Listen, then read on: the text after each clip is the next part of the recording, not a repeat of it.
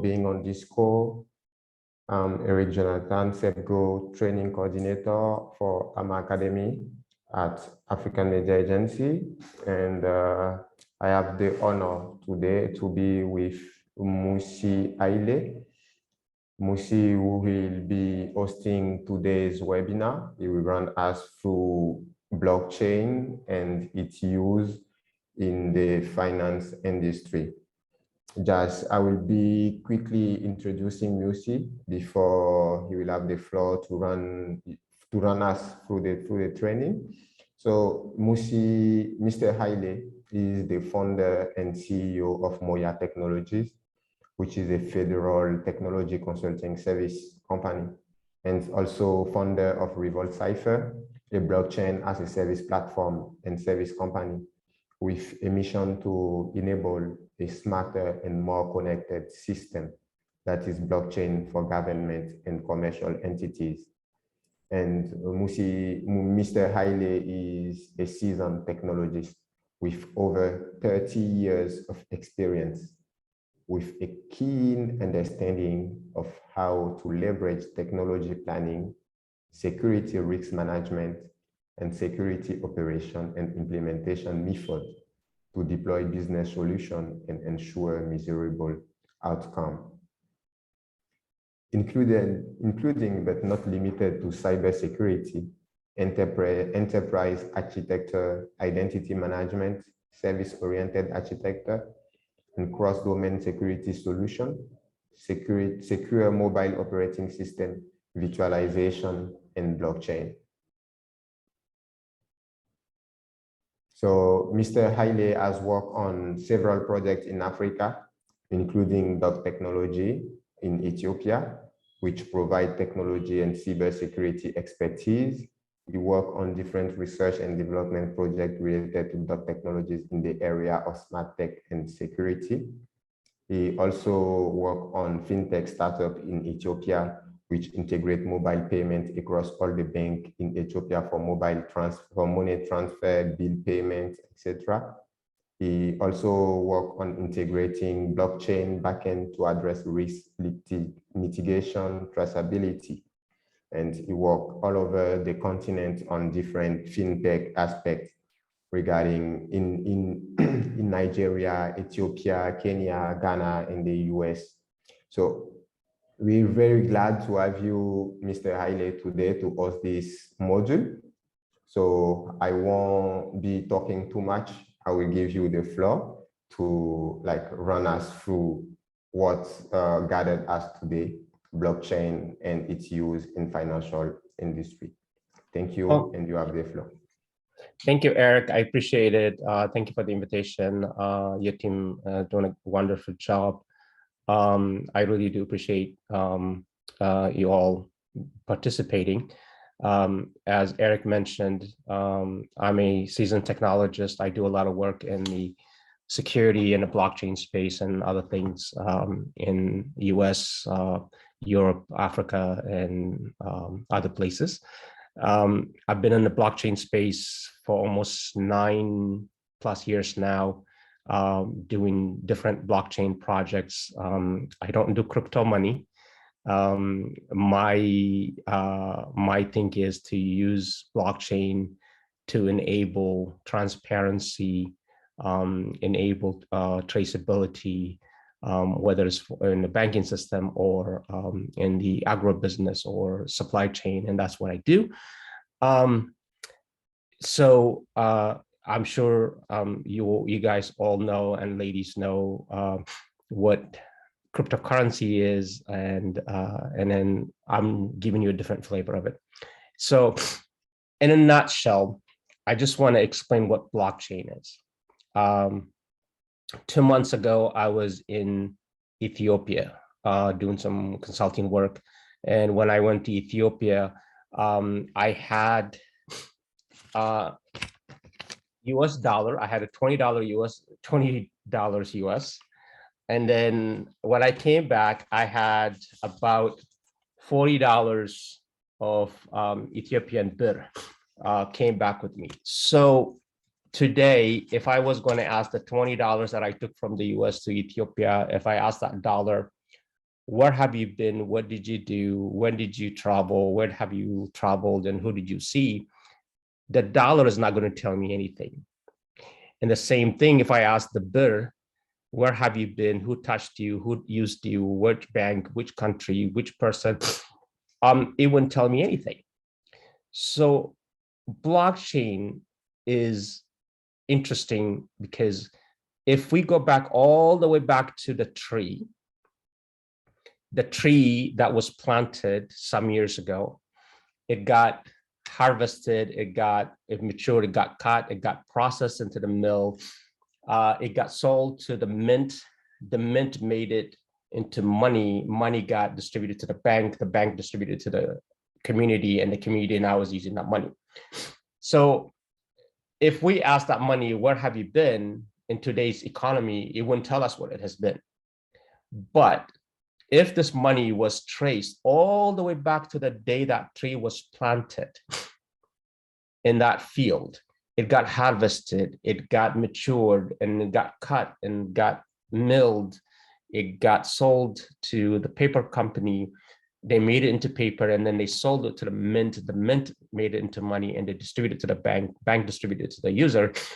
You have that complete chain of custody of that money, whether it's a birr or it is naira or it is dollar, a euro, whatever type of money that we use today. So in a nutshell, blockchain gives us the ability to go forward and backward to see where that money came from from day one, right?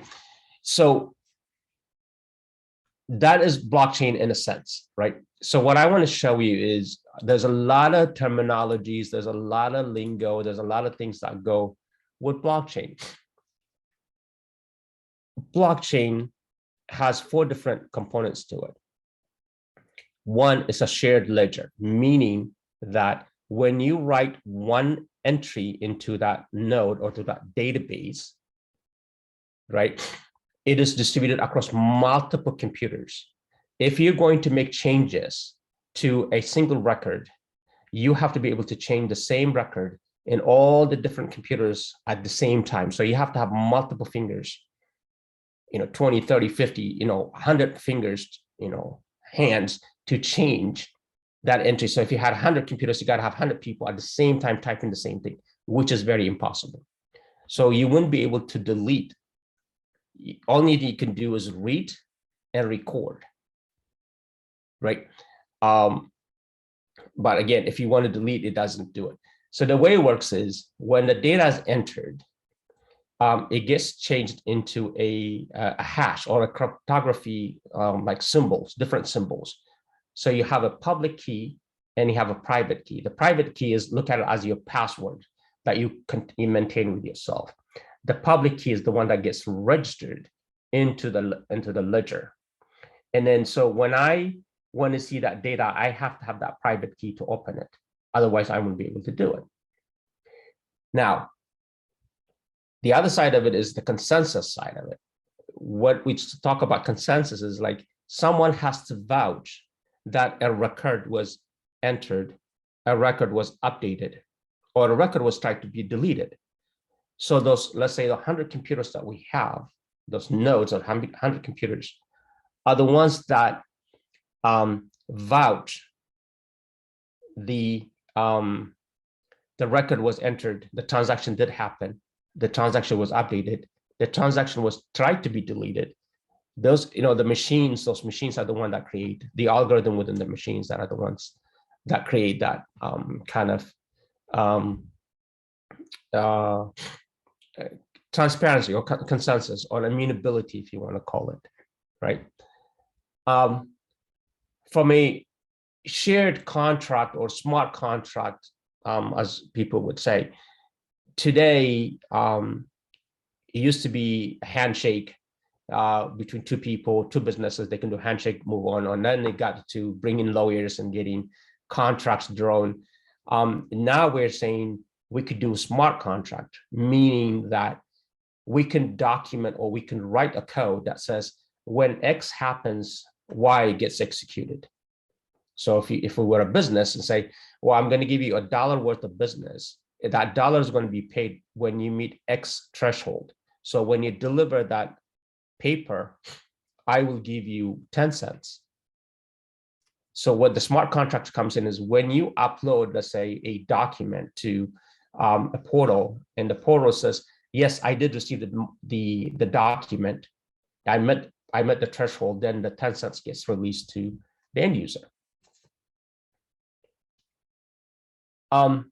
So in a sense, this is a different view of the look at it. So we have a ledger, which is the distributed ledger or a shared ledger, which then we have machines that vouch for the data that gets recorded. The data is immutable, meaning it cannot be changed, it cannot be deleted, right? And then it's created using cryptography, and then it is on a distributed network. So people talk about the Ethereum network, or people talk about the blockchain network, right? So that's the different networks that are out there as well, right? Within blockchain, there are different terminologies. So there's a public ledger, there is a private ledger, and there's a consortium ledger. When we talk about public, it's like Bitcoin. So Bitcoin is public. Anybody can write into the Bitcoin ledger. Anybody can read the transaction that is within the Bitcoin ledger, and you will be able to see somebody else's wallet, or you will be able to see what transaction they did. In a private ledger, is within a company. So let's say if we take Ecobanks, because they are one of the sponsors. If Ecobank says, hey, every branch has, all the ledgers is just viewed only within the branches only. It cannot be accessed by a third party. So that becomes a private ledger. Whereas public, not only can their competition can see what is in their ledger, but the consumers can see it, and then the auditors can see it, and everything like that. In a consortium, from a finance perspective, look at the central bank.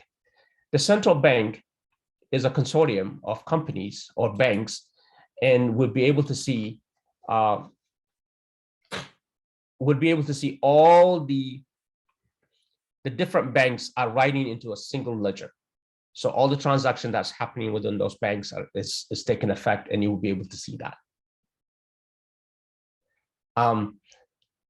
Or you can look at it from a pharmaceutical perspective, or you can look at it from a government perspective. Different government agencies could write into the same consortium. That's the concept of consortium, a public and a private. So in a public, anybody can see it. In a private, you have to be a registered user to a specific company or agency. The only people can see it would be they have to have user ID and password. The consortium is you can have multiple businesses coming in as a consortium and be able to have access into the ledger. They wouldn't be public, it's still private, but it's just different businesses can come and look at it. So I apologize. Today, blockchain could be used in different things.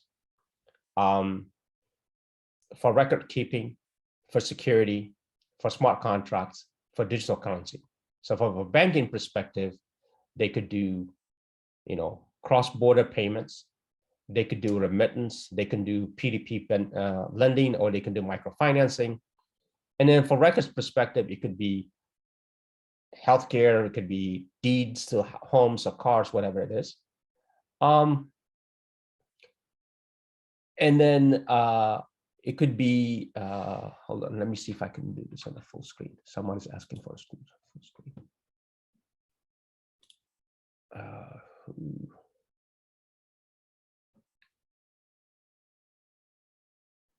I think it's below on your right.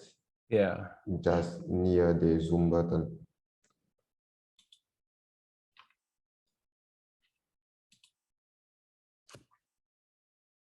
Sorry about that.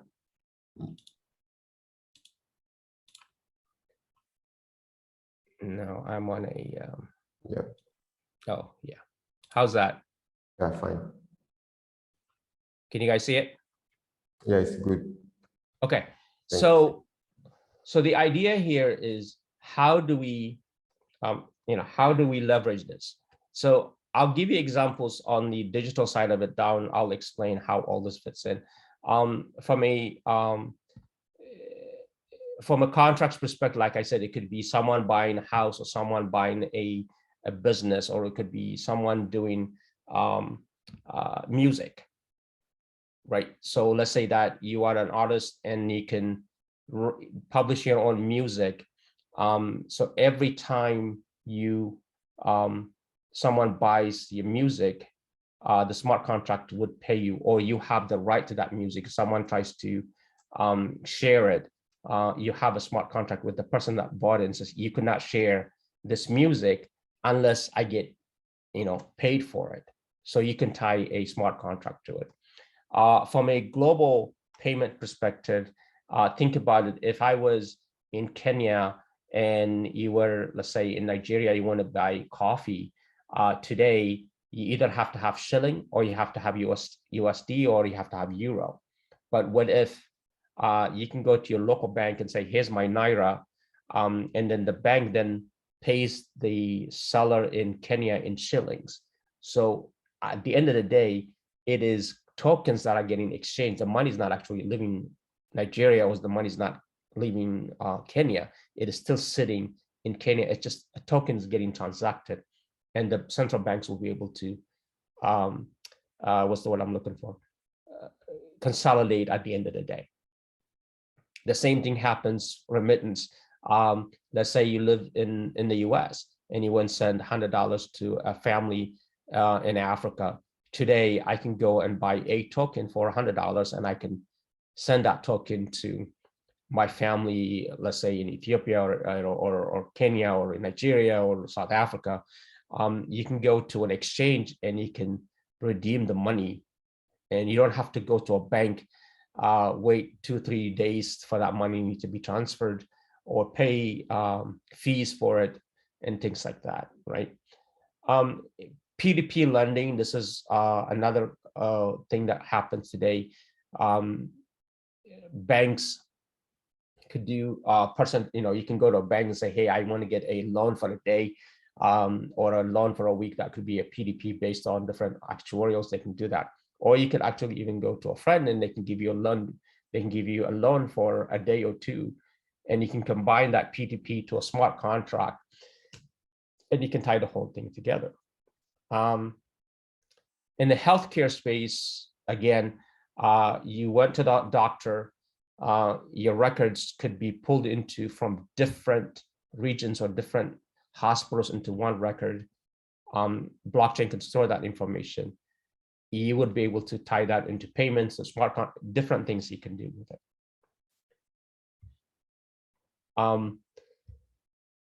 So if you have any questions, please ask, because I tend to go a little bit further out with my explanations. So I'll be able to address your questions as we go as well. I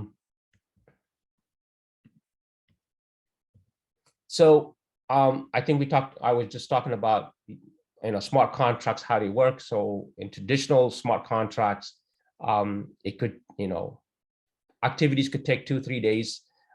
With a smart contract, it could be minutes, meaning everything is programmed, or a code is the one that's driving on a smart contract. Whereas in the traditional way, it's someone has to carry the document or whatever needs to be done to the different places to do it. Whereas in the smart contract, everything is automated within the system itself. One of the things that happens in a blockchain, one of the things that you need to have in order to work in the blockchain space is a wallet. So everybody talks about crypto wallets. So if you have Ethereum, or if you have Bitcoin or Dogecoin, if you have an NFT, you have to have wallet that stores that cryptography in your wallet. And within the wallet, there are different things that happen. There's something called, hot wallet or cold wallet. Cold wallet is something that you carry on a hardware-based, wallet. So you can take it with you, and then you would stick your card or your USB card or whatever it is into a device to pay for it. Whereas a hot wallet is something you have on your phone. You have a wallet, you could pay with it. The data is stored in the exchange. It could be a Coinbase, or it could be Binance, or it could be somebody that stores your wallet locally. And then when you are using a cold wallet, all that information is stored in your local pocket or in your, in your USB thumb drive or whatever it is that you are using. So when you do hot wallet, most companies or like Coinbase would ask you do what's called a two-factor authentication. They have to send you a code in order for you to access your wallet. So you have to have a PIN to put in. In a cold wallet, you don't need to have a PIN because you already have that wallet in your hand and you will be able to use that, right? We were talking a few slides ago, we were talking about P2P, we were talking about payment type of stuff. DeFi or decentralized financing, this is a blockchain environment where you would be able to do financing. So you would be able to get banks, or it could be local banks or local businesses could be a lender, and they will be able to do different type of financial transactions. You would be able to earn interests, and you'll be able to do different things. So it's kind of a financing capability within blockchain, right? DAO or decentralized autonomous organization. This is really interesting. Actually, this is one of projects that I'm working on. The idea is kind of like a co-op banking or a cooperative.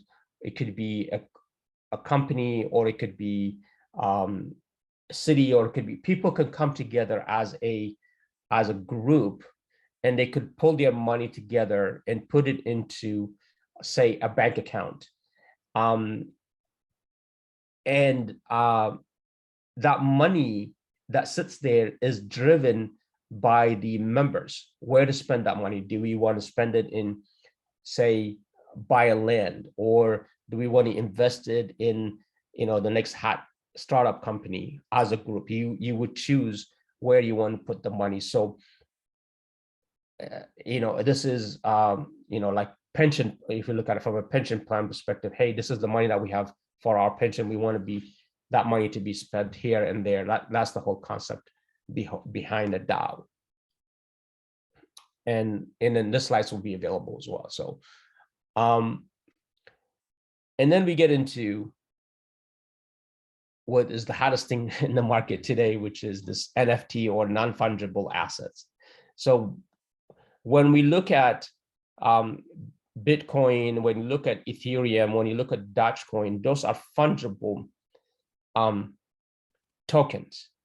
So with fungible tokens, you are able to share pieces of the token that you own with different entities. It could be you bought a coffee, it could be you bought a car, or it could be you bought a pizza, right? Or it could be you bought a house. That is fungible. So when you're using Binance, when you're using Bitcoin and Ethereum and things like that. When you're using NFTs, these are non-fungible, you cannot parse it up. If you bought one Bitcoin, if you bought one Bitcoin, you can put it into pieces. If you bought a NFT, you own that NFT to a specific asset.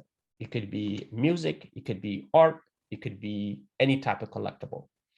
So that NFT goes with that asset, right? So as the cost of the asset goes up, the cost of your NFT goes up.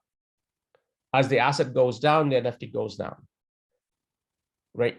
So this is becoming very interesting for people that are trying to do their own music or art or collectibles. And I've seen a lot of African artists doing this, and I've seen a lot of great graphics, masks, and things like that. Just amazing things coming out of the continent and selling them as an NFT. Okay. So I will address the questions that are coming up in a minute. And this is something that NFT and metaverse kind of hand in hand. So metaverse, and I'm sure you guys have seen this yesterday. Facebook now they changed their name into Meta, and the whole idea is taking the whole virtual reality side of how do you do business in a virtual reality? At the end of the day, that's the nutshell. So think about it this way, and this is the best way I can explain it. In most African countries, going to a psychologist, to like a therapist, is kind of like a little bit of a taboo. Maybe now it might not be, but it is. If my wife says you got to go to, we got to go to marriage counselor, or if we have to go see a therapist, I'm like, But what if I can get into a virtual environment? I can wear a goggle, I can go to a park, I can go to a coffee shop, I can go to whatever I want. I can have this therapist can create an NFT. So we're putting two things together now. The therapist can have his own NFT because he's selling his knowledge, he's listening and whatever. I could pay a token, an NFT token, to a therapist. I could look like a dog, I could look like a mermaid, I could look whatever avatar I want to be, and I can sit and have a conversation with a therapist. It's anonymous. Nobody knows who I am. All they see is the avatar that I have. So metaverse is now the next thing that everybody's jumping on, which is how do we use this, whether it is in finance, whether it's in hospitals, whether it is in schools, so think about it. Instead of going to a bank office, you can get into a metaverse and you can have a conversation with your banker on a metaverse. You can do your financial transactions on a metaverse. You can do all your banking related stuff. You can go to a hospital. The doctors, they want to get a second opinion. They can go into a metaverse and have a conversation with other doctors and be able to see the problem on a metaverse. So there's different things that are happening in the content. The cost of the goggles are getting too expensive. So Facebook or Meta yesterday released one for like $1,500. I think that's too much. But there are other companies coming, and I think the days metaverse coming into the continent is a little bit further out, unless people are making millions of dollars to afford to buy $1,500 goggles. That's my take. So the challenges in the blockchain today is there's a lot of issues. And one of the questions there was talking about security, but the biggest issue today is there aren't a lot of engineers that understand blockchain, the human capital. I mean, you have software engineers that do this, that, they develop in Java, they develop, React, or whatever it is they do, they create mobile apps. Now we have to teach these engineers new technology and learn how to write, whether it is for Ethereum or, Cardano, or, there's different type of protocols coming out. And you have to teach different engineers these techniques. So that's one of the biggest issue that I see. The other thing that I see today is regulations. There aren't a lot of solidified regulations around blockchain.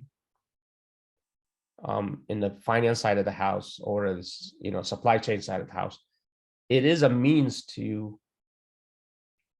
allow you to do faster transactions, but the regulations are not there. So the SEC, the Securities and Exchange Commission in the US, is looking at it.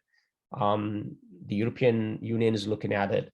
I know certain Caribbean countries are setting up their own regulations that everybody's trying to adopt as well.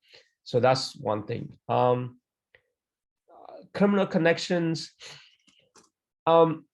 Yes, you can use the blockchain infrastructure to do different type of activities in a kind of look at it from a private blockchain perspective. You can have your cohorts in the same environment, but again, it is doable. Public perception, everybody's scared of it, especially governments are scared of it, because if you put everything on a blockchain, it is, especially if you put it on the if you put it on the public blockchain, there is transparency. You have to show everything. You have to share everything that you're doing. The other factor from a technology perspective is scalability. Today, if you are going to do Ethereum, it's very, very expensive to run an Ethereum infrastructure. There's something called gas that you have to pay. That's why you pay, you pay commission to the different exchanges today, because you have to pay for the gas. If you look at Binance today, not Binance, if you look at Bitcoin today, it's very, very slow on transactions because it's really bloated. And then there are people that are creating a derivative of Bitcoin, so it makes it faster. So you could actually host what they call a Lightning network in your house, and you can get a little bit of money out of that. So you become a server that does the transactions faster. Energy consumption is another thing, because remember we were talking about consensus. The servers that are vouching that you did the transaction needs to be mined. They need to be vouched. So the amount of money or energy that you spend to do mining is huge. You have to find the cheapest per kilowatt hour to do mining. Otherwise, all the money that you spend buying the hardware and paying for the electric gas, you're going to lose money on crypto mining. Privacy, again, in the public side, everything you do is open. In the private is it is secure, because you have to have a user ID and password to get into a private network. So your privacy, if you do it on a public, it's open. If you're doing it on a private network, your privacy is secure. In terms of security, because we are using a cryptography to create the transactions, and remember we talked about a public key and a private key. If the private key is available for everybody to take, then you're compromised. As long as you have your private key hidden within you, and you can remember, not on a napkin, not on a yellow sticker, but if you have it, you would be able to open that. If you lose that key and somebody gets hold of it, then you're compromised, and you will be able to lose your assets in terms of that. All right, so I know this is a lot of stuff, but let me try to address some of the questions. So some of it is in French, so I don't know. I don't speak French, so someone needs to help me here. Yeah, I will be helping you, Musi. Okay. No worries on that. All right. So before we start answering the questions, let me tell you what I have done with the blockchain side of the house. So I've done a bunch of projects in the blockchain space. One of the projects that I've done, a very successful project, is we were able to build a blockchain that has traceability built into it. So it's in e-commerce. So look at Amazon, but you're adding traceability back to it. So we did a project in the US where I had a client in New Jersey that was buying pineapples from Costa Rica. So we found a pineapple farmer in Costa Rica, and we made a deal with him for a box of pineapple for like, I don't know, $5. Today, if you know, so today, if we were going to buy a $5 pineapple from the farmer with brokers and things like that, transportation, by the time we got to New Jersey, the cost of that box or 5 or 6 pineapples would have been about almost about $12 to $13 per box, right? So what we did was we went and bought the pineapples at $5 per box.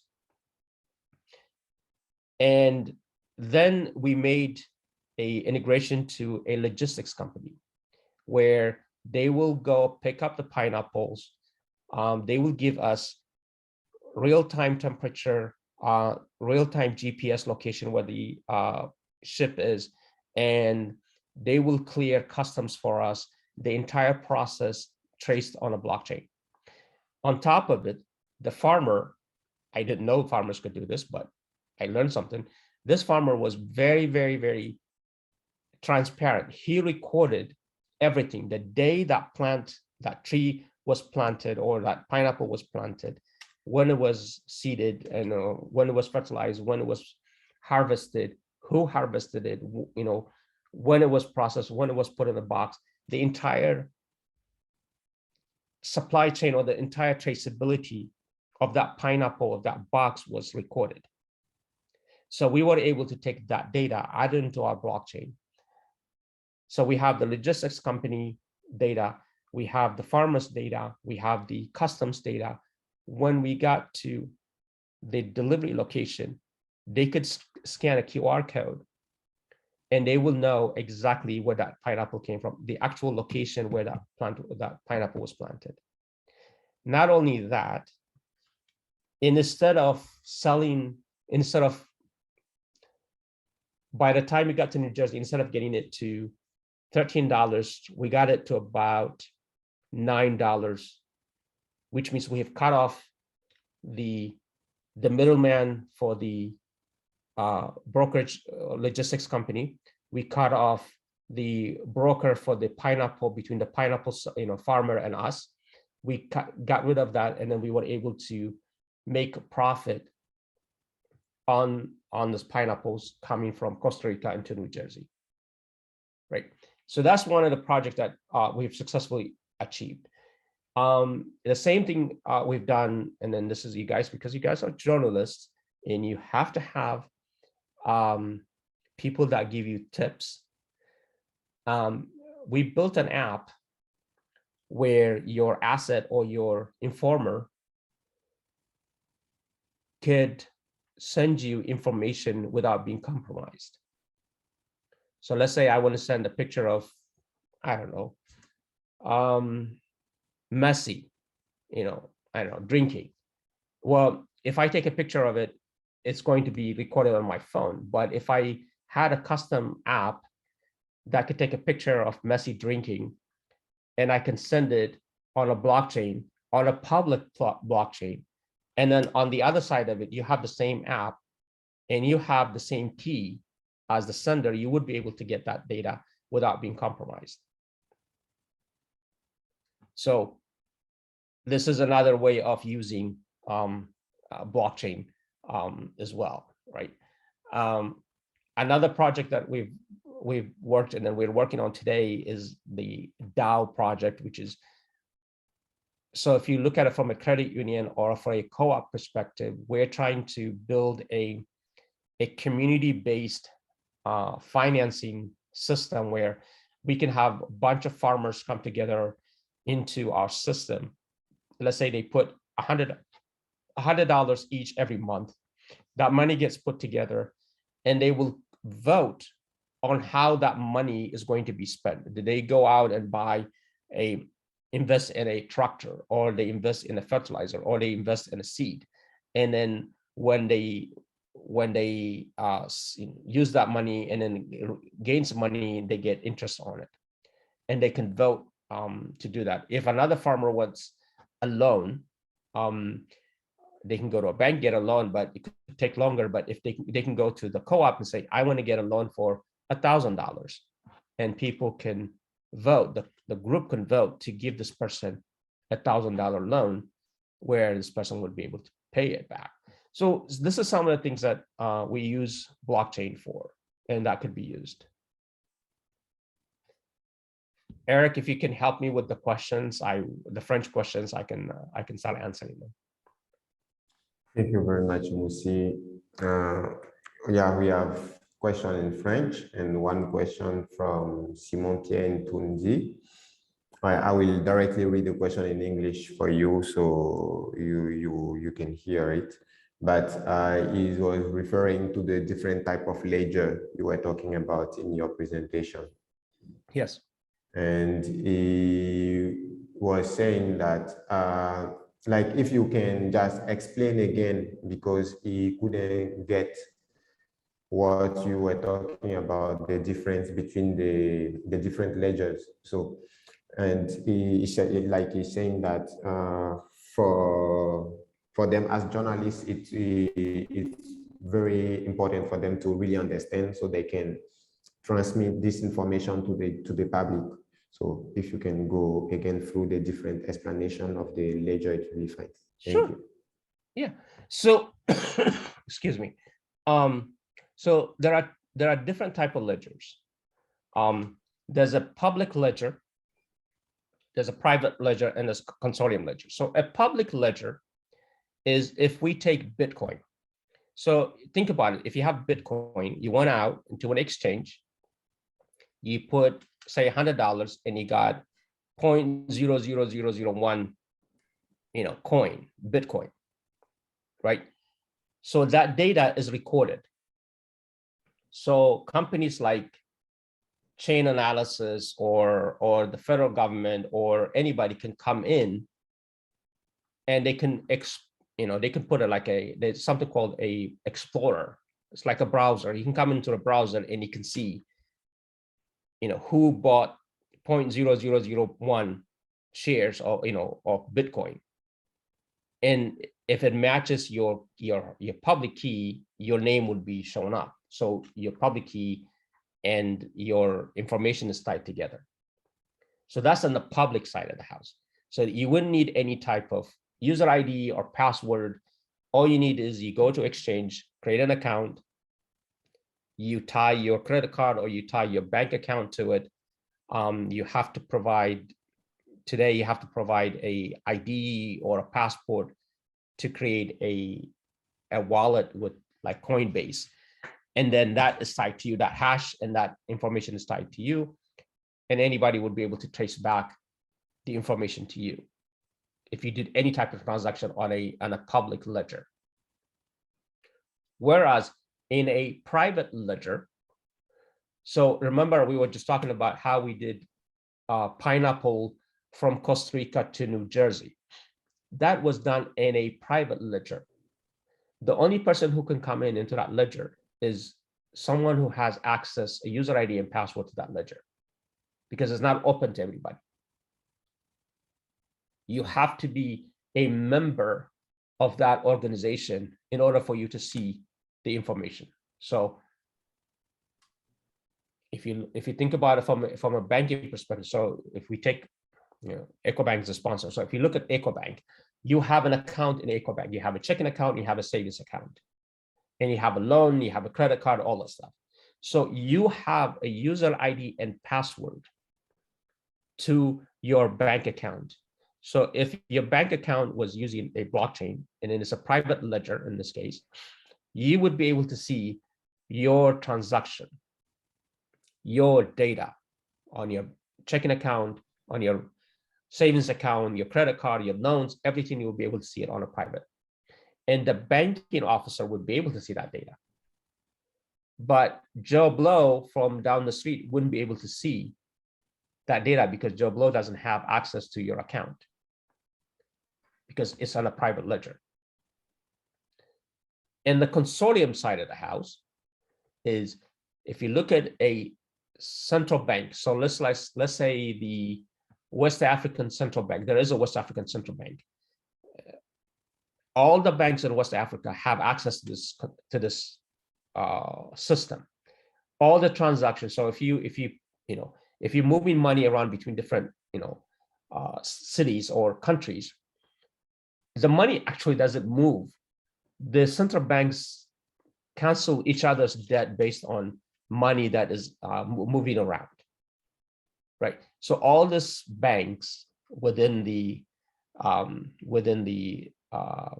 West African banking or central bank system, they all have access to this ledger, would be able to see, hey, someone just bought a car in Nigeria, and then they need to pay someone in Ivory Coast.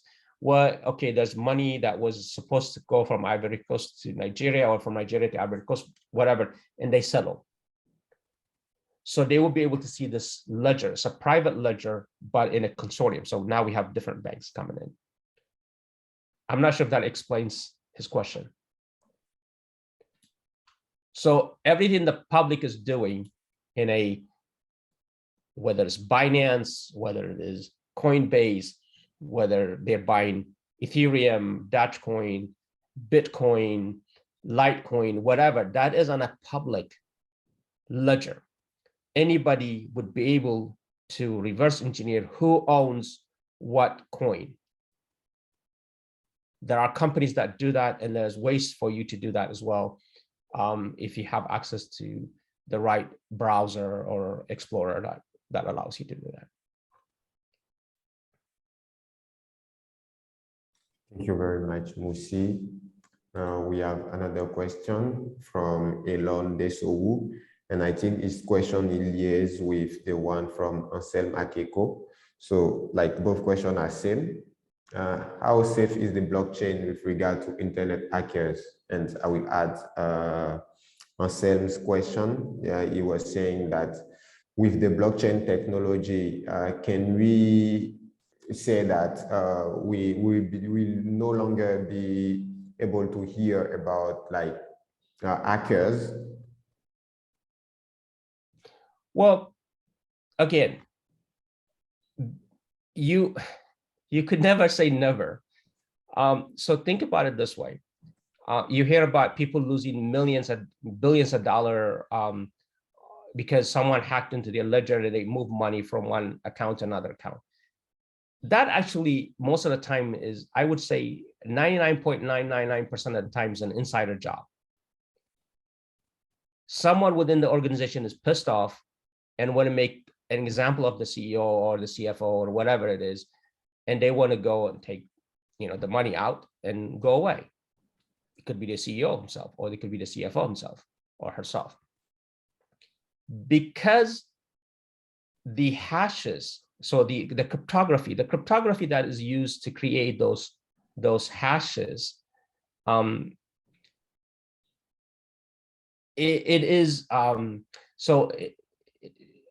is something called SHA-256. So it's an algorithm. It's an algorithm that creates the key. So it creates a private key and it creates a public key. The public key is the one that's available for everybody to see. The private key is the one that you hold. If someone steals that private key, then they will be able to open that they will be able to open the public, because the public is going to ask for a key, and you're going to give that private key, and you'll be able to take the money out or hack and take it away. In most organizations and most secure organizations that create coins, whether it's Bitcoin or Ethereum, Bitcoin, Satoshi could be African, Satoshi could be European, who knows? he is the only person who has that key. If someone can figure out who Satoshi is, then, they can waterboard him and get that key from him. Sorry. But if I was going to create my own, say, coin today, I would take what they call the rule of 5. The rule of 5 is this. If I was going to issue 1,000 coins, those 1,000 coins, I cannot just wake up in the morning and say, I'm having a cup of coffee, push, I'm going to issue 1,000 coins. You cannot do that. You have to have 5 people that will put their own key, their own private and, their own private key or their own public key as part of a vote that says, yes, we're going to issue 8,000 coins.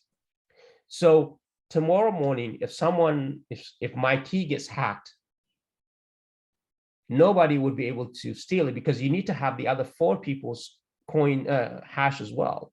So that's how we would prevent it. But again, this happens every day. It is not from the outside, it's from the inside. A lot of the attacks are happening from the inside. If you're scared of putting your money that is going to be lost, I wouldn't put my money in any crypto market.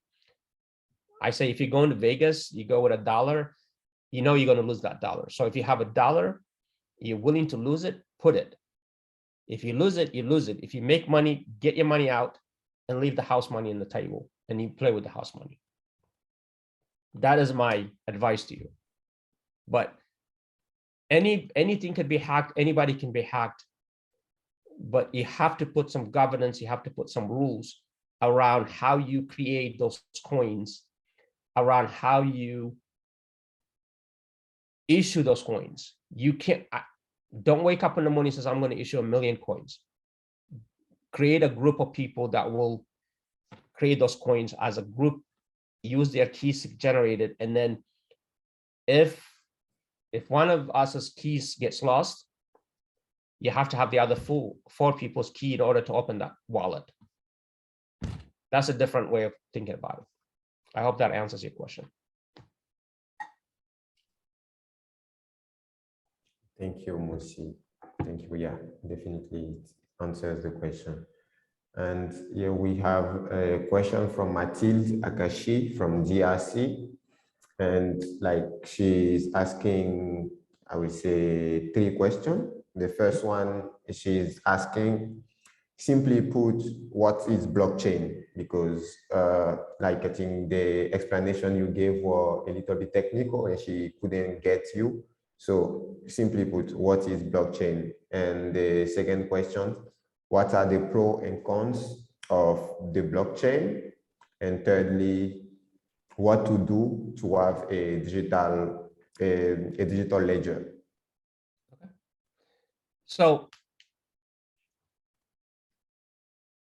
So think about it this way. Today, you wake up in the morning, you have $1 in your pocket, in your wallet. So if you go to your wallet and you pull that $1 out and ask the $, where have you been? Who have used it before? Right? The $1 is not going to be able to tell you because there's no record. Once it left the bank, day 1 or day 0, it has gone through millions and millions of people. It has gone through different shops, different bars, different whatever, taxis. It's been used by different people. But there's no log, there's no record of that $1 being moved around. What blockchain gives you is every time that $1 moves from day 0 to the day it ended up in your wallet is recorded. So you would be able to go back and figure out where that $1 has been from day 0 to the day you got it into your wallet. That is what a blockchain is in simple terms. What is the good and the bad of blockchain? So I'll give you an example. If I was going to send money from Virginia to say to Chennai, India, or this to South Africa, I go across the street to my bank and I say, I want to send $100. The bank is going to charge me $65 to send $100 to South Africa. And then it's going to take 3 to 5 days for that money to end up in South Africa. And then when it gets to South Africa, the person who gets that money is not going to get the $100 that I sent. Well, in this case, I've already spent $165, $100 that I sent $65 to. And then when it gets to South Africa, the bank is going to charge the person who's receiving that money, right?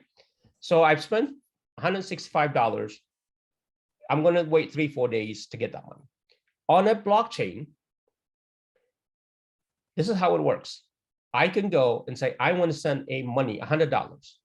And then they will charge me 2% of that $100.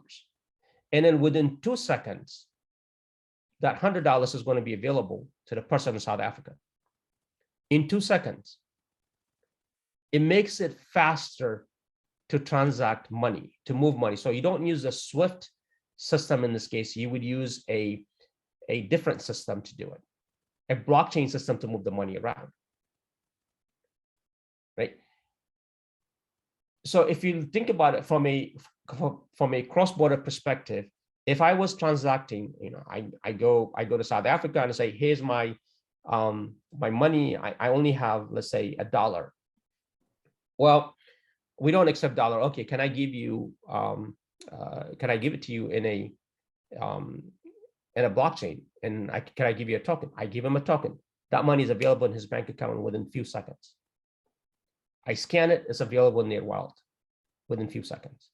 So it makes transacting faster. It makes the transaction transparent. It makes the transactions immutable. You would be able to say, yes, I paid you. I can come back and say, oh, you didn't pay me. Well, I did pay you. It makes it faster. In order to create a blockchain or a digital environment, you can go out today and download Ethereum, you can download Bitcoin, you could download the entire repository, build it. You could do it. I wouldn't recommend you do it because you need expertise. Not only that, you're going to need infrastructure. So if you're trying to get into that business, you better have a lot of money to run a blockchain servers, and because I've done it. It costs a lot of money. It's not an easy thing to do. So I hope that answers the question. Yes, thank you. We have another question from Yves Ndumta, and is saying, talking about the advantages of blockchain. What can we do for African countries to be interested by this innovation, and how concretely shall we do to fill the gap between ourselves and the opponent, those who are already in these services, and what will be the added value of the blockchain to the financial services in Africa? Good question. So I will explain something. So think about it today. If you go to any businesses in the US, or if you go to Europe or Asia and you say, oh, I have a product from Africa, everybody's going to say, oh no, how do we know that is a product that we can trust? So there's a trust issue for any product that comes from Africa. So if you take the example that I just gave in regards to the pineapple from Costa Rica to New Jersey, what if I can record every beans of coffee from Kenya on a blockchain? I can say this is an organic coffee, or this is a, this kind of coffee. This is all that information. If I can record all that information, and I can go to a buyer in China or a buyer in New York and say, this is an African coffee. And by the way, here is the information regarding this coffee, when it was planted, what kind of chemicals it was put in, what kind of, harvesting was done, who processed it. That whole thing can be recorded, and so you can provide that as an evidence. Or you could actually think about it this way. You can go to the customs office and say, do you have coffee? Do you have any, when you come into the US from African countries, the first thing they ask you is like, do you have any plant-based product or animal-based? It could be dried fish, or could be dried meat, or whatever it is, or it could be plantain, because they want to know you're not bringing any type of insects into the country, right? But if you could provide all the information to the officer or to the buyer, that is one thing. Let me tell you from a finance perspective. About 2 years ago, the Ethiopian government spent $102 million, $102 million reprinting their money. Okay. Ethiopia has about 120 million people today. So instead of spending $102 million printing money, what if they can digitize their money and they can give every citizen of the country a smartphone that has a wallet? There wouldn't be any paper money. It will be a digital money. Take Kenya, for example. Kenya broke the mobile payment business in Africa, right? 90% of Kenyans today use M-Pesa. The 10% are people who travel into Kenya for business or travel for leisure and things like that. You have cash. I'm one of those people. But 90% of Kenyans use M-Pesa, right? So if you could take the M-Pesa concept into a country like a shilling coin or a birr coin or a naira coin, which Nigeria is trying to do, and give every citizen a cell phone, a smartphone with a wallet on it. It will cost you less money to do that, to digitize your currency. So there's a term called central bank distributed ledger. The central banks could create their own tokens. They can manage their own money on a wallet. This will give the continent a huge, huge advantage on transactions. Everybody's digitized. They will be able to do transparency. There wouldn't be any kind of grifting. There wouldn't be any kind of bribing. There wouldn't be any kind of, hey, this money was lost, this money was stolen. There wouldn't be that, because it's on the ledger, it's recorded, we know who did what, who paid what, and you will be able to have a complete transaction and complete visibility. It makes your lives easier. I don't know if that answers your question.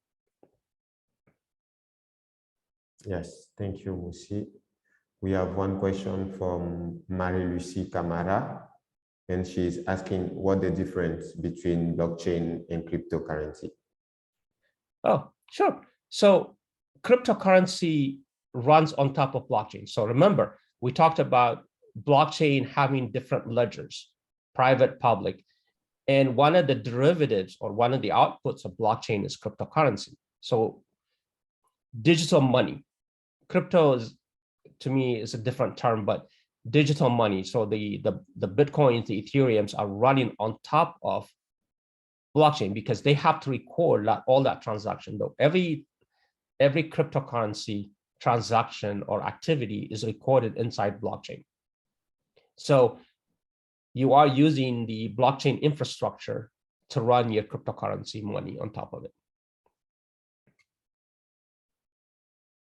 Does that answer your question? Yeah, I think it's fine. And another question from Elizabeth Agatha Kane. She's asking, how safe is the blockchain for Africa countries, as a lot of people knows nothing about the internet? And also, how is blockchain activities and knowing that most Africa countries have internet problem, and how can we bring it to Africa people to accept it? So today, the largest market of cryptocurrency is Africa. Nigeria, South Africa, Kenya are the biggest cryptocurrency consumers in the world. And then you got in South America. The US, Europe and Asia, I mean, they use it, but the biggest consumers are in Africa and South America. And the reason they do that is because the infrastructure, the currency infrastructure, or the payment systems within the continent or within their countries have problems. They want fast and easy way of transacting. This is why they use it. A lot of those systems, the Binances, or if you look at the Coinbases, which are the exchanges, that's where you buy your coins from, are not in Africa. They're hosted in the US, they're hosted in Europe, they're hosted in Asia.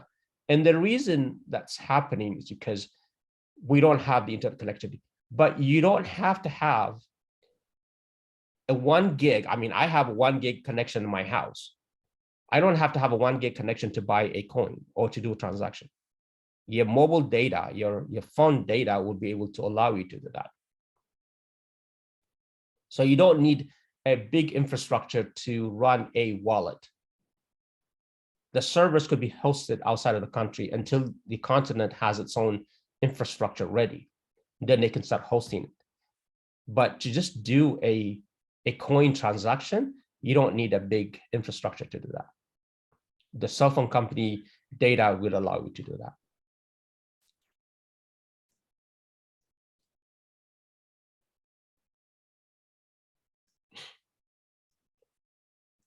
Thank you, Musi. Yeah. Well, we have another question here from Bidosesi Wanu, and he or she is asking, like, every countries are facing terrorist attacks, and they are really, really, really keen on the fight against money laundering. So does blockchain gives enough security to strengthen this fight against terrorism or 100%. against money laundering? 100%. So remember, so we were just talking about how transaction is recorded on a blockchain. So if the continent, if the countries or the governments were using tokens or coins as their official, like, I'm not talking about Bitcoin or Ethereum, I'm talking about like a Naira token or a shilling token or a birr token, right? Everybody was using these tokens to do transactions. All those transactions are recorded. So if you think about it, I hate to say this, if you look at the Boko Haram, or if you look at the Al-Shabaab or whoever like they are doing, if everybody was using these tokens, all this transaction is recorded. And then if you go a little bit further, when those transactions happen, there's a name attached to that coin or to that public key. So we would be able to trace who is funding what and who is funding who. You would be able to trace to the source where that money is coming from. So there wouldn't be a lot of that. So if you look at it from a, black market type of concept, the same thing. You would be able to forensically go back and say, who is moving? Why would I move $100 million a day from my bank account to pay people? What am I, a bank? Am I Coca-Cola that I'm paying so many people? There's no reason for me to do, a small farmer, there shouldn't be a reason why he's moving 100 million, whatever currency you can think of. So it'd be easier to flash out who's doing what if you were using a blockchain system. Okay. Thank you. And well, another question. Can Bitcoin be linked to platform like M-Pesa or mobile platform? Can you repeat that again? Can Bitcoin be linked to platform like M-Pesa or mobile platform? Sure, why not? I mean, at the end of the day, it's digits. 1 and 2 digits, 1 and zeros are going around. I don't see why, you know, M-Pesa uses what's called the USSD format, which is a different type of protocol, which is a very smart way of, the technology was used actually to send, for telecoms to be able to send messages between different databases. But somebody got so smart, used it to move money around, right? Bitcoin or blockchain is an advanced version of that exchanging of messages that's happening, not at the telecom level, but at a software level. So I see a M-Pesa token running on a blockchain very soon. I hope they do anyway, or pay me for it. I can build one for them. Yeah, thank you. And Indamu Sandu is saying central banks are worried of this digital currency. What safeguards should be in place to allay their fears? Most central banks are behind. There's, you know, they're way behind their citizens. Their citizens are so fast, so quick to adapt. Central banks are very, very late to the game. The central banks need to get their big boy pants up, and they need to get with the game. They need to set up their own decentralized digital system using blockchain to meet the demand of their people. Kenya sends about between 16 to $20 million a year buying Bitcoins and Ethereum, whatever it is, out of the country, right? Their money is moving out to, you know, the Binances, the Coinbases, and, you know, whoever exchanges are getting their money. You know, 90% of Kenyans are using M-Pesa. The central bank is behind. They haven't adopted. This was when I talked to them, this was in 2018. Now they're selling ETFs, you know, a cryptocurrency ETF in their Nairobi exchange. They're getting there, but they still haven't adopted to the demand yet. So they need to adapt. They need to learn how to embrace this technology. The amount of money that they're spending to print new paper money is too expensive. This is the cheapest, this is the fastest way to get it to the people. And this is the best way to control, like one of the people said, terrorism, counterfeit, and black market. I hope that answers the question. Yes, thank you. Yeah, another question. Will blockchain be subjected to regulation by the Apex Bank in different countries, or will be regulated by one joint regulator? Right now, there's no one regulator yet.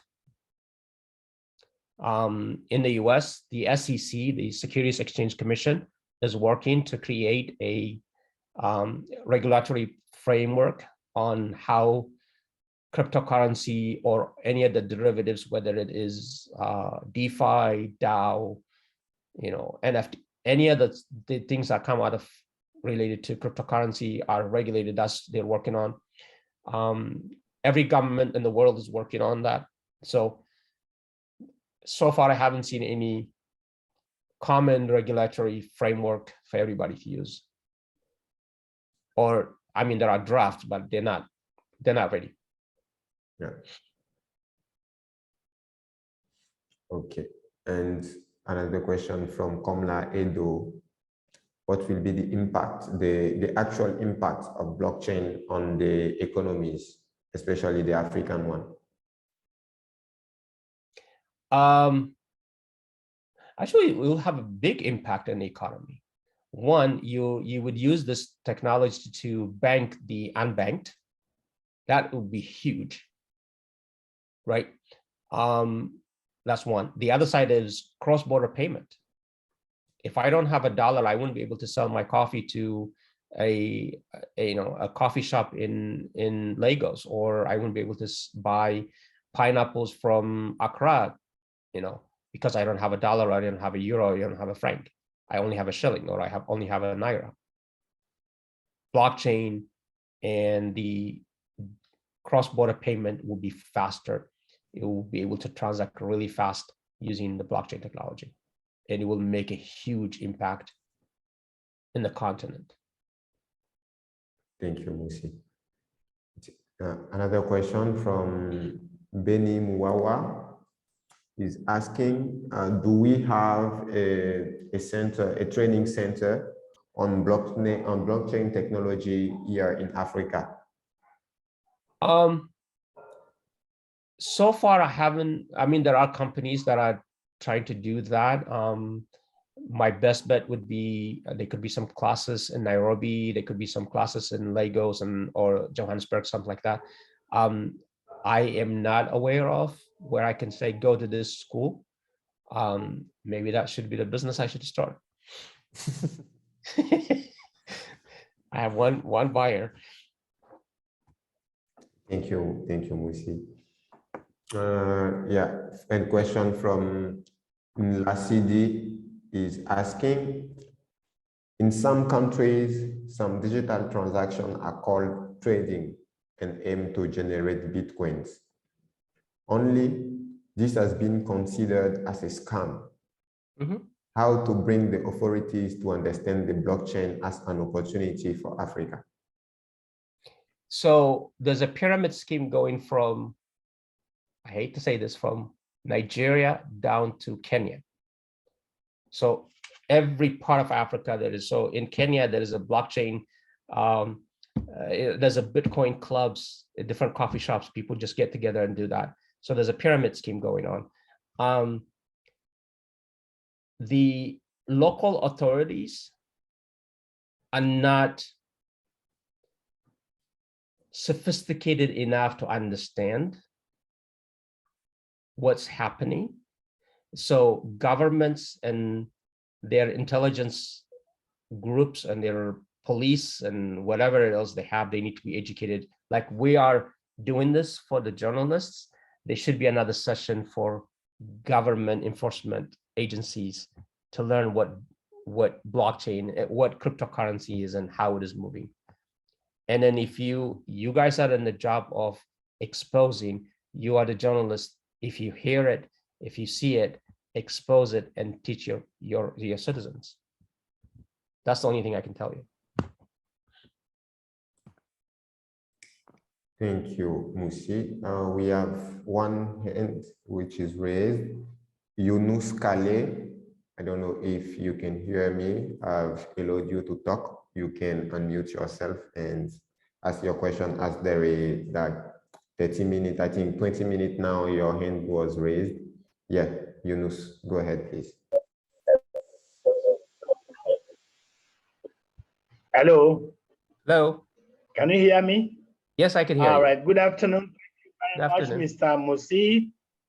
Thank you for the lecture, and I thank the organizers of this wonderful experience. Well, I just want to ask about Bitcoin, because this time around, there are so many deceptive institutions coming up with certain things. At the end of the day, they end up being fake. So Bitcoin, which company is the authentic one can join to get some benefit? Musi, please, before you answer the question, if I can say something. Mm-hmm. Please, guys, this training is about blockchain and not cryptocurrency or or Bitcoin. So I ask you, please, your question be directed on blockchain, as this is what we talk about. We did not talk about Bitcoin or cryptocurrencies, even if, like as Musi said, cryptocurrencies are using blockchain, but the focus of this class is to understand blockchain, not to like talk about cryptocurrencies. So if we can just stick to that, that will be really helpful for everyone. Thank you. Musi, please go ahead. So you're asking me a commercial question. Where can you go and buy these different coins? There are different legitimate businesses you can go buy. Again, disclaimer, I am not telling you to go buy from these people. I have no attachment to these people. I don't do any cryptocurrency. I don't buy any cryptocurrency. I don't trade any cryptocurrency. But there are companies operating in Africa. In the US, there's a company called Coinbase. I think Binance has their own infrastructure out of Nigeria, and then out of Nairobi, and I think Kampala as well, I think. And then there's other people, I think there's something called the Yellow Card that is running out of West Africa as well. So from an investigative perspective, if you're looking into those, look at Coinbase. I think that's the best that everybody uses, because they use the US laws to prevent that from happening. So they do a lot of what's called KYC, know your customer. And so they do a lot of anti-money laundering. They do a lot of KYC type of stuff when you register with Coinbase. So I would start investigating them.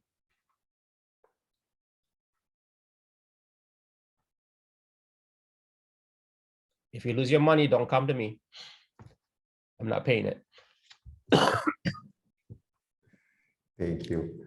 I will give the floor to Brian George. You're allowed to talk. You can unmute yourself and go.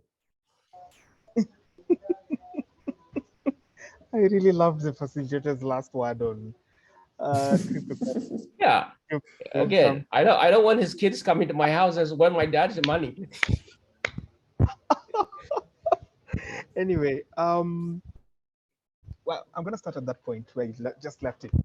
My name is Brian George Otieno, journalist at Nation Media Group, that is NTV. I'm based in Nairobi. I am afraid the lighting is not as good, so allow me to just hear my voice. But if you Google me, you can see me. I'm on social media, I'm all over.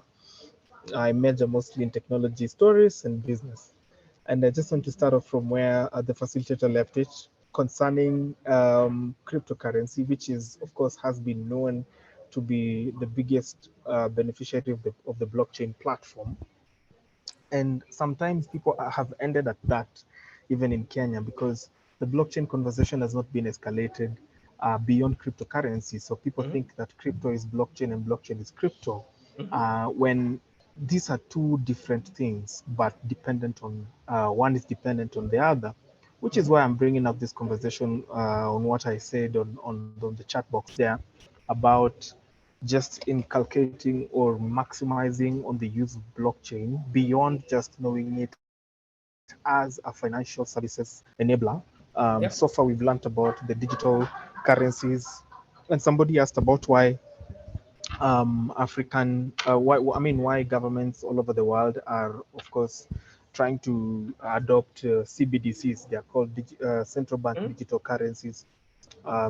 China pronounced itself on it. They say they're not considering CBDCs, but of course, the first country in Africa to go that way was Nigeria, which was earlier on in the year, by introducing the e-Naira.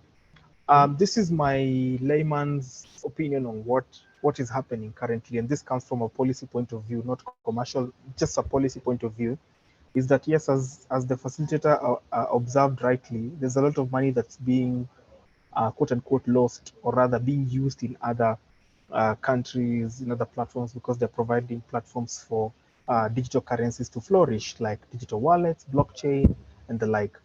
Now, the other bit also is that digital currencies are not regulated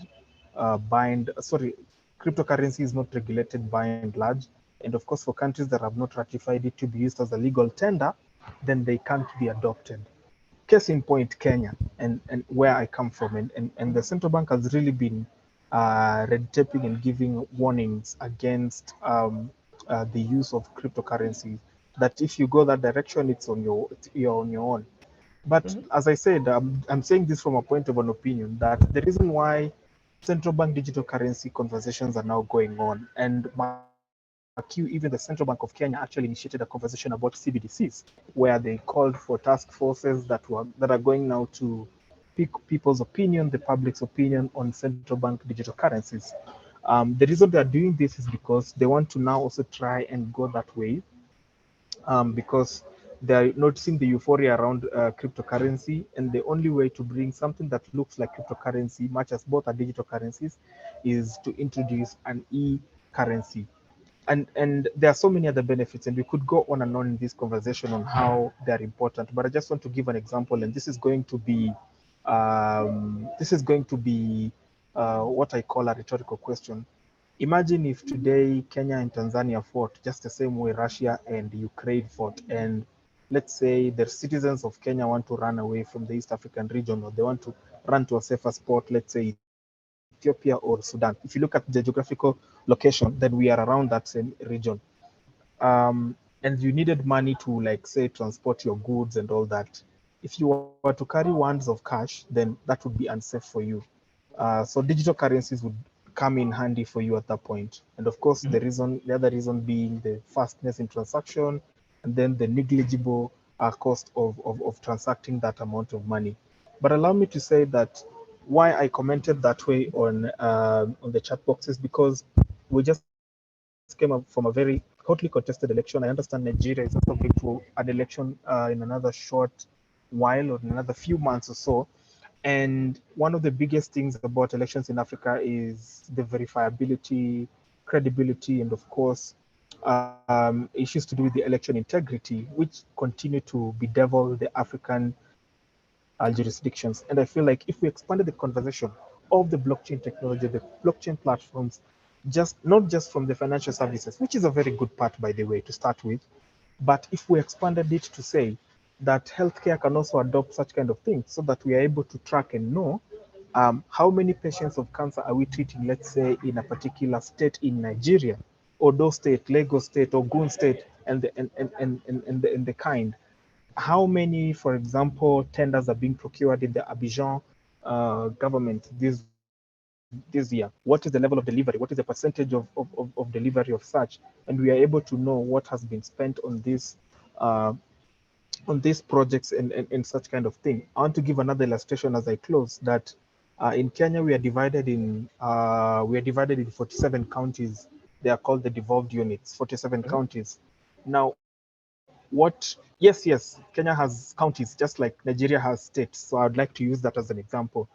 So you find a very interesting phenomenon whereby the governors of those particular states or those counties, when they are under scrutiny by the Ethics and Anti-Corruption Commission of Kenya, they ban the financial department of those counties.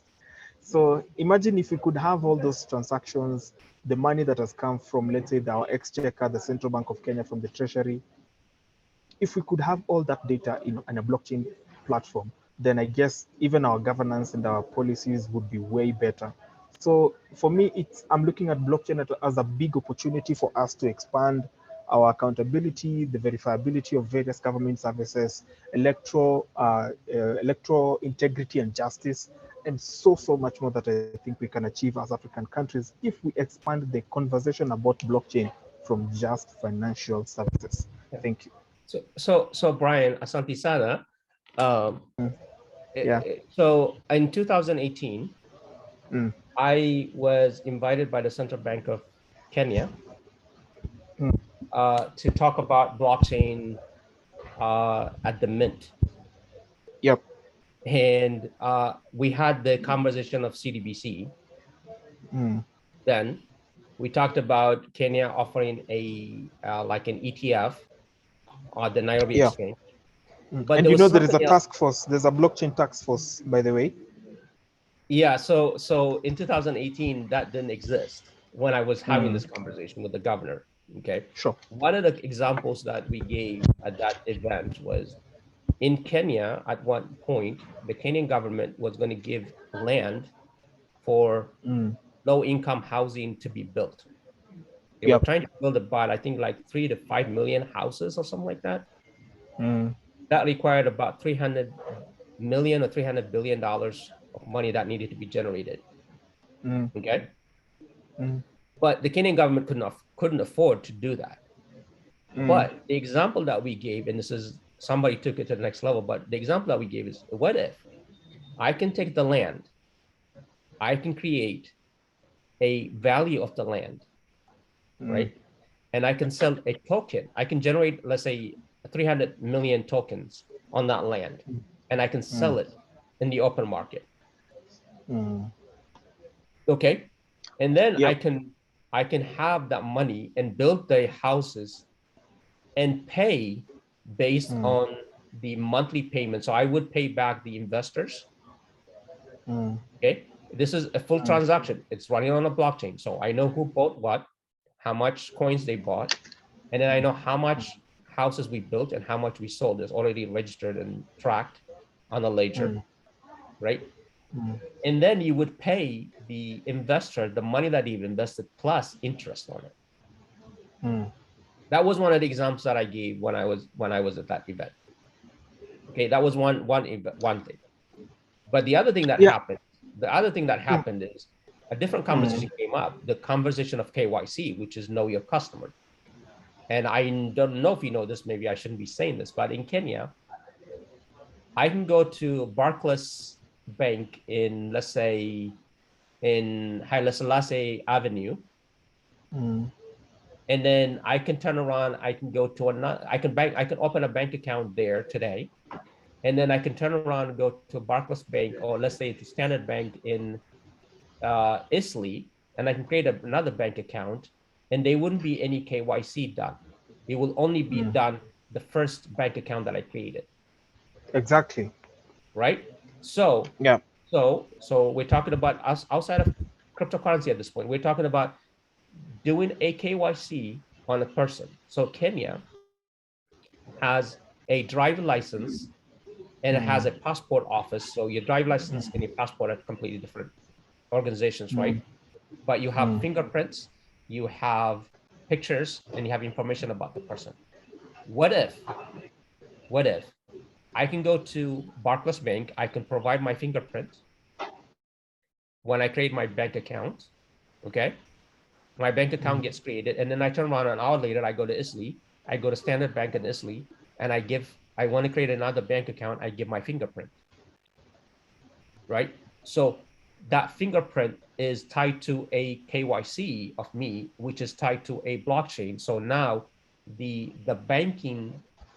central bank knows that I created a bank account an hour ago at Barclays in Haile Selassie Avenue, and then another bank at Islay in Standard Bank. That doesn't exist today. So a different use of blockchain. Yeah. Sorry, are you done? I'm done. Yeah. I mean, those are very good examples. I mean, if you think about even the fight against terrorism, you brought that issue about citizens' identification, verifying things like fingerprints and the like. All these are a missed opportunity in the blockchain sector. And what we are saying is, and one observation that actually the government has made, which is also, in my view, not sufficient enough. There is a digital land registry system right now in Kenya. It's called, I've forgotten the name, but yes, there's a digital land registry system. If you look at that land registry system, to be very honest, it isn't as what you would envision if it had a blockchain technology as its back end. Why I say that is because it's easily manipulatable. It can easily be edited, and it doesn't give a true account of the history of the land, the title deeds, and how they were passed through to the ownership until the point where they are right now. That is just to say that we are susceptible and we are still exposed towards fraud in land transactions and the like. Now, I'm not saying that that is not a point in the right direction, but that is not enough, to be very sincere with you. And land is a very emotive issue in Kenya. So such are kind of opportunities that we are missing when we are not employing blockchain to its full potential. Yes, go ahead, sir. So Brian, you're talking to my pain. You're talking about my pain. So in 2020, during COVID, I actually offered a system to the Kisumu, the governor of Kisumu. We were talking about using blockchain. We were going to issue vouchers. People can go and buy from kiosks because people needed money. So they gave me a list of like 20,000. They gave me a spreadsheet for 20,000 people that needed, this was a church that wanted to offer vouchers, e-vouchers, so they can go buy stuff from kiosks. So I did that. Yeah. And we were having this conversation. The conversation of land registry came up. And I said, I can turn that, I can turn the capability in a day. Yeah. So we had this conversation. I know the pain. I know, and this is the problem. The problem that we're having today in the continent is not just Kenya. Throughout the continent is they really do not, the governments and the central governments, whether it is administrations, policy, whatever you want, they really do not understand what blockchain is outside of cryptocurrency. They really do not understand that. They all they know is when someone says blockchain, it's Bitcoin. It has equated to Bitcoin, like he said. So unfortunately, so you, the citizen journalists, are the ones that have to be educating this governments. And then what about this idea? So the idea of land registry in Kenya, or what about the idea of you know, your digital identity, meaning like if you take Estonia today, everybody is digitized. They vote using their phones. They go using their same identity that they have on their phones. Their houses are tied to their phones. Everything is digitized. What a lot of these governments don't know is the Estonia system is free. It's open source. A government can go to government of Estonia and say, we want a copy of this. They will get it for free. They don't have to pay for it. Yep. So it's an education. We have to educate the governments, the central governments, what the benefits of blockchain is. And that's what I hope you have gained from this session today, is you have gained that knowledge and you guys can pass it to the citizens of your countries and the governments of your countries to teach them what blockchain can offer. That's what I hope for. Allow me to say the last thing. Sorry, George. Okay. Sorry to jump in, but yeah, we have some people over there which also raise their hand, so I will pass the mic to them. I will allow Vincent Owino to give his question, but please, if we can do 2 minutes per person or 3 minutes, that will be fine. All right, thank you so much. I won't take a lot of time. So I just wanted to speak to, you've mentioned that blockchain is not the only distributed ledger technology. We have Hedera, we have Ethereum, and we have others. So I just wanted you to talk about the issue of sustainability that has been rising recently. And you would know that Ethereum recently transferred its consensus mechanism from proof of work to proof of stake because of the issues of sustainability surrounding this. So you mentioned that there are a lot of solutions that can be developed around blockchain, but there are already calls to abandon blockchain because of the significant amount of energy it consumes to transfer to other distributed ledger technologies. So what are your thoughts about this? Well, so let me tell you this. And if there are any government agencies listening, any government, African governments in here, or if you guys, actually African governments can make a lot of money on the blockchain. Hear me out. Today, if I was going to put a mining machine, a crypto mining machine in my house, my electric bill would go, I don't know, 5-6 times what I'm paying today. It will be so expensive because per kilowatt hour, the cost of electricity per kilowatt hour is higher. So people are going to Iceland. They were doing stuff in China because they were using coal for air and that kind of, carbon dioxide and the whole global warming issue. And now they are coming into Africa and then, like geothermal. We have something called the Sahara Desert, which is open space, and we have all these places where we could put in solar panels to, generate energy, so we can, use it for crypto mining and all that stuff. So there's a business to be had here for African governments if they want to. The protocols like Ethereum, standards or Bitcoin standard, it is the way they developed. Again, they were not developed as a commercial or an enterprise level product, and that's what they're heading towards. So if you look at Ethereum, there's something called Ethos, which they built it so they could be commercialized. There's like Paragon, there's Hash, and there's different type of protocols that are going around. People are building to get rid of the congestion that is happening with whether it's Bitcoin or Ethereum. So it is moving. It is taking time to move, but there are better solutions coming out, faster and cheaper solutions coming out. But so it's kind of both. It's coming. I'm not sure when it's going to come, but in the meantime, if African governments want to make some USDs and greenbacks, offer geothermal-based or solar-based crypto mining infrastructure, and they can make money. Hope that answers your question. Yes, thank you so much. Thank you, Vincent. I will give the floor to Marie-Lucie Camara. I think her question will be in French. So I will listen and give it back to you, Moussi. Okay. Allô, bonsoir à tout le monde. Bonsoir, Marie-Lucie.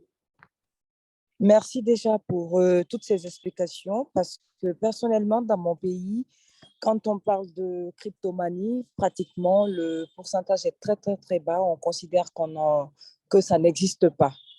Et personnellement, dans une de mes émissions récemment, une émission de débat et d'entrepreneuriat, on a reçu un jeune guinéen d'origine évoluant du côté des États-Unis, je crois, qui est venu nous parler un peu de la crypto-monnaie.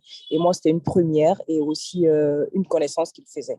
Alors, j'aimerais bien savoir, avec toutes les difficultés que nous avons en Afrique, spécifiquement le cas guinéen aussi, qu'est-ce qu'on peut gagner si on fait vraiment une transaction sans frais? Et qu'est-ce qu'on gagne dans des transactions comme ça sans frais? Au fait, quel est le retour réellement de la crypto-monnaie? Et j'aimerais bien connaître aussi la différence entre la crypto-monnaie et le blockchain. Et donc, c'est un peu la difficulté par rapport à notre pays qui est très éloigné et puis qui n'est pas du tout pratiqué. D'accord, merci Marie-Lucie. Avant de donner la parole à Moussi, je vais peut-être insister là-dessus. Le fait que cette formation aujourd'hui, elle est vraiment destinée à la blockchain et non à la crypto-monnaie. Donc, permettez qu'on ne traite pas des questions de crypto-monnaie. Et comme Moussi l'a dit, la crypto-monnaie utilise la blockchain pour pouvoir fonctionner. Voilà, ça c'est vraiment la réponse que je peux donner là à l'heure actuelle, mais vu que votre question est vraiment focalisée sur la crypto, alors que l'objectif vraiment d'aujourd'hui, c'est vraiment de comprendre la blockchain. Je pense qu'on va passer à la prochaine question, mais après, on pourrait vraiment vous en dire plus. Merci. Hi, sorry, this is Jiba, if I may speak quickly. Yes, please, go ahead, Jiba. Oui, Marie-Lucie, donc je suis Jiba Diallo, je suis la Senior FinTech Advisor de groupe EcoBank. Donc, merci de participer pour votre participation et félicitations pour avoir été sélectionné. Donc, Eric l'a dit, les deux sont différents, mais je voulais juste, pour vous aider, parce que je sais que C'est une question qui revient souvent. La blockchain, en fait, c'est une façon, c'est une façon d'utiliser la technologie pour pouvoir permettre des transactions, pas forcément financières, hein, mais pour pouvoir permettre des échanges d'informations de façon sécurisée et, si je puis dire, unilatérale, dans le sens où tout le monde a accès à la même information en même temps et de façon sécurisée. Donc, c'est une méthodologie, disons. C'est vraiment une méthodologie qui peut être appliquée à la technologie, qui peut être appliquée à autre chose. Tandis que le cryptocurrency, donc la crypto-monnaie, c'est une application de la blockchain dans le sens où on utilise l'infrastructure de la blockchain pour permettre des transactions financières, plus précisément pour avoir une monnaie, on va dire, virtuelle, qui est basée sur de la blockchain et qui permet des échanges de façon pareille, directe, et en temps réel pour toutes les personnes qui sont impliquées dans le réseau. Donc, j'espère que ça aide. C'était juste pour apporter cette précision. Merci, Djiba.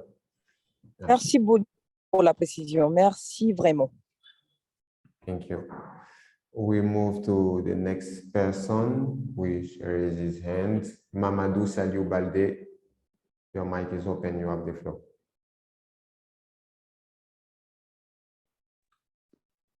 Bonsoir à toutes et à tous. Ok, bonsoir à toutes et à tous. Je suis Balde Mohamed Saliou depuis la Guinée-Conakry. Can I stop you for a second? Voilà, la question, elle est toute simple. Mamadou, s'il vous plaît. Je Mamadou, voudrais... s'il vous plaît. Excusez-moi, Mamadou, vous pouvez Oui. attendre, s'il vous plaît. Oui, Moussi est en train de parler. Moussi, please go ahead. No, I'm just saying I don't speak French, so I don't know what you guys are talking about. Sorry, sorry, I needed to sum up. Well, Marie-Lucie was asking kind of difference between cryptocurrency and blockchain, and also how cryptocurrency can be the way forward for Africa, and how we can do transaction on blockchain without fees, on cryptocurrency without fees. And Djiba, which is senior fintech advisor at EcoBank, just jump in to say that both aren't the same, even if they're using the same infrastructure. Okay. And that blockchain is most usually not only used for financial services, but we can use it across a range of industries. So she just gave this explanation to Marie-Lucie. Thank you. I should have dropped that French class. I should have dropped it. Mamadou, vous avez la parole, s'il vous plaît. Merci. Ok, bonsoir à toutes et à tous. Je disais que je suis Balde Mohamed Saliou depuis la Guinée-Conakry. Merci pour cette opportunité et surtout pour la qualité de l'intervention. Ma question, elle est toute simple. C'est de savoir quelle est la perception qui est faite par les banques traditionnelles, à l'image de l'Ecobank et autres, vis-à-vis de la technologie de la blockchain. Est-ce que les banques perçoivent la technologie de la blockchain comme une opportunité ou comme une menace? D'accord, merci. Okay, so Moussi Mamadou is asking what is the perception of banks regarding blockchain technology? Does bank think it's an opportunity, or like it's something that is coming against them? If you asked me this question around 2018, I would have said the banks were against it. If you ask me today, everybody's jumping on it. The biggest being Goldman Sachs, JP Morgan, Bank of America, HSBC, Barclays. Everybody is jumping on this thing, blockchain. They're actually creating a consortium. So they're using a consortium ledger to tie different banks. They're actually using IBM's Hyperledger to do this implementation. So they are jumping on it. And I haven't seen, or I haven't heard anything in the continent, if any of the banks in the continents are using it, but I'm sure they will be next ones to start using this as well. Thank you, Moussi. Mamadou, j'espère que vous avez pu entendre la réponse de Moussi à travers les interprètes. Sinon, il disait que toutes les banques, si vous lui posiez la question en 2018, il vous aurait dit qu'aucune banque, les banques voyaient la blockchain comme étant une menace. Mais aujourd'hui, toutes les banques sont en train de s'y mettre, les grandes banques, et il a donné par exemple la Bank of America, Barclays, JP Morgan, Chase. Donc, les grandes banques qui sont en train de former des consortiums afin de pouvoir donc, travailler dans ce sens-là pour pouvoir adopter la blockchain. Je pense que c'était la dernière personne. Thank you, Mamadou. I think that it was the last person, the last hand that was raised, but I got one question from Anselm. Anselm, would you like to have the floor open for you to give your question, or do you want me to just give it to Musi directly? But I think I will directly give it to Musi. So Anselm is asking, what can we give as argument to government that is reluctant to use blockchain because this technology is hosted on private companies' platform, and as such, it poses a problem of sovereignty of the data stored. So what argument can journalists or can the population give to government because of sovereignty? So a country sovereign is its people. Country sovereign is its money. So if you think about it, the example I gave earlier, the Ethiopian government spent $100 million to print money. That is a lot of money. If they were going to do this on a blockchain, it wouldn't be $100 million, it would be less than that. So the savings that they're going to do to their citizens, to the money that they're printing. That's one. The other thing that what Brian and I were talking about is the giving the citizens access to their land registry or to their digital identity. Everything has to be in a blockchain. That gives transparency to everything. I don't have to carry my passport and my birth certificate, my state ID, my federal ID. I don't have to carry all that. I can have it on my digital wallet on my phone, and I can just present my ID, and I can bring my fingerprint, and that solves a lot of problems, and it helps with digitizing the country. The last one I'll say is it will help to bank the unbanked. There's a lot of people who don't have bank accounts. This will solve that problem. If you think about it from a DAO, which we were talking about earlier, which is this distributed autonomous organization, you could have a DAO-based system where you could do unbanked. They put their money into that system. So I think that's what I have to say is there's a lot of benefits for the governments, transparency being the biggest thing. Thank you. And just to liaise with your last words, you were saying, there is a question here, how the blockchain can help people who hasn't access to financial services, for example, to bank accounts, to have one. So I'll give you an example. So it's a combination of things. So think about it, M-Pesa. If you think of M-Pesa, you can go down the street and you can go to a kiosk and you can give the kiosk money, your shillings, and they will put it into your wallet, right?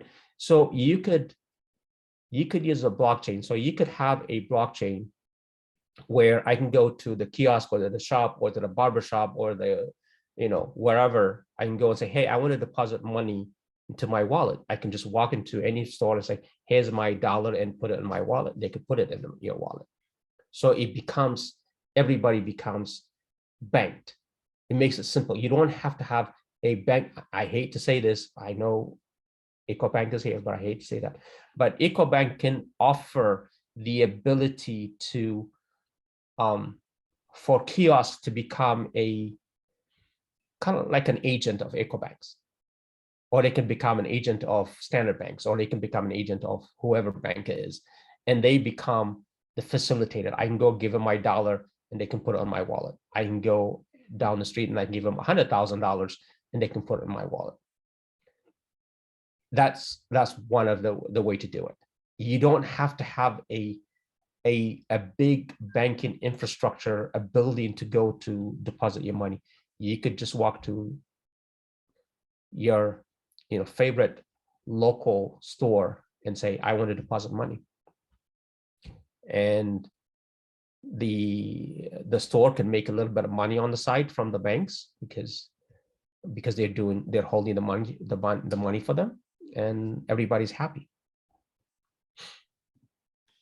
Thank you, Musi. Thank you. We don't have any question again and no hand raised. So yeah, we had a productive discussion, 2 hours. So it was really good to have you. Before closing the session, I will give you the floor for your last remark. I just want to say thank you for giving me the opportunity to explain this crazy environment that we're in. Like I said, there's brighter lights out there. This is going to be, I think blockchain is going to be the saver for Africa. I mean that. I really mean that. I had a complete 160 turnaround when I start working on blockchain and how this could be used in the continent. And so it's about educating people. It's about educating governments. And if I could play a part in doing that, I'm here, right? But if you're going to ask me about how am I going to make money out of cryptocurrency, the wrong person you're asking. I can't help you with that. And so that's all I have. So thank you for the opportunity, and you guys are doing a great job. And if I can help in any way, please ask. Thank you, Musi. Thank you very much for your time. Thank you for being with us. Thank you for sharing your knowledge with African journalists. Thank you to the EcoBank team for being there, to Jiba. Thank you to everyone for being on the line for 2 hours. We have one, Isaiah, which raised his hands. Musi, are you keen to take this last question? Why not? Give me one second. Let me make sure I have a power here. Okay. So Isaiah, please wait while Musi is on. Just to tell you that the next training will happen next Wednesday, please. So we'll have all the training session on Wednesday. Next Wednesday at 10 a.m. GMT. Yes, this time it will be before the others, 10 a.m. GMT, with Wiza Jalazaki, and he will run us through fintech and the transformation of financial services. So the next module will be Wednesday at 10 a.m. GMT, fintech and the transformation of financial services in Africa, of course, as we want all our classes to be Africa-centered. So when Musi is ready, I will give him the floor. But yeah, Isaiah, you have the opportunity to unmute yourself right now. Yep, I'm back. Sorry.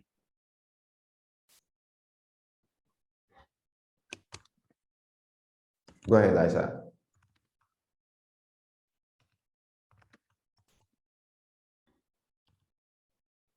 Can you hear me?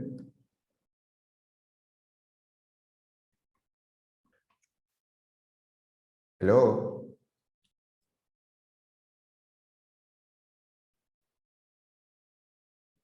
You unmute, but we cannot hear you.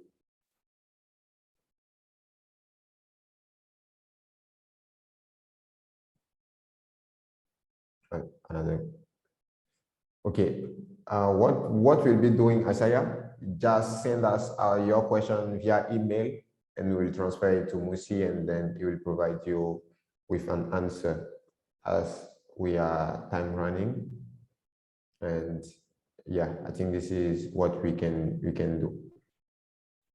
So thank you very much, and thank you, Musi, and see you next time. Thank you all. Have a great afternoon. Thank you. Bye-bye. Bye.